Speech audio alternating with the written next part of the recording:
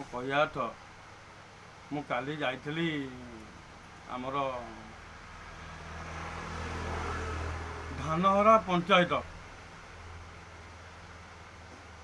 ସେ ନଈକୂଳର ଯେଉଁ ଦୃଶ୍ୟ ମୁଁ ଦେଖିଲି ମୋ ଛାତି ଫାଟି ଯାଉଥାଏ। ସେ ସ୍ୱାମୀ ସ୍ତ୍ରୀ ଯାଇଥିଲେ ଆମର ମେଡ଼ିକାଲ ଯାଇଥିଲେ, ଫେରୁଥିଲେ। ଉତ୍ତରାରେ ତାଙ୍କର ଗୋଟେ ସାମାନ୍ୟ ଗୋଟେ ଛୋଟିଆ ହମ୍ପଟେ ଆସିଲା। ଆସିବା ଭିତରେ ତା ସ୍ତ୍ରୀ ପଡ଼ିଯାଇଛି। ପଡ଼ିଯିବା ଭିତରେ ସେ ମୁଣ୍ଡଟି ମାଡ଼ ହୋଇଯାଇଛି, ପଛପଟଟା ଟୋଟାଲି ପଡ଼ିକି ମାଡ଼ ହୋଇଯାଇଛି।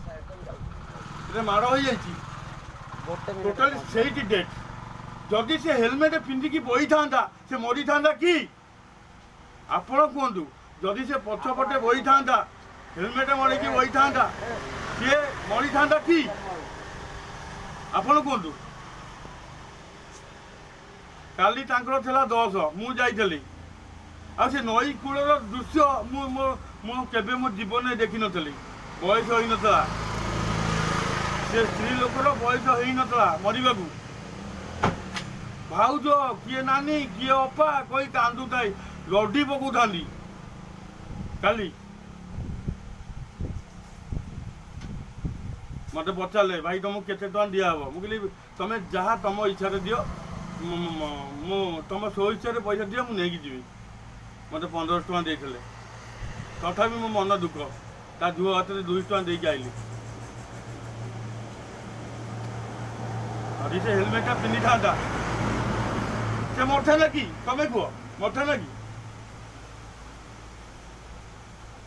ଆଉ ମୁଁ ଅନୁରୋଧ କରିକି କହୁଛି, ହେଲମେଟ୍ ମଡ଼େଇକି ଯାଆନ୍ତୁ, ସୁରକ୍ଷିତ ଅବସ୍ଥାରେ ଯାଆନ୍ତୁ ଆସନ୍ତୁ। ମୁଁ ଅନୁରୋଧ କରି କହୁଛି, ଆପଣ ହେଲମେଟ୍ ମଡ଼େଇକି ଯାଆନ୍ତୁ ଆସନ୍ତୁ, ଭଲରେ ଯାଆନ୍ତୁ ଭଲରେ ଆସନ୍ତୁ। ଆଉ କିଛି ମୁଁ କହୁନି।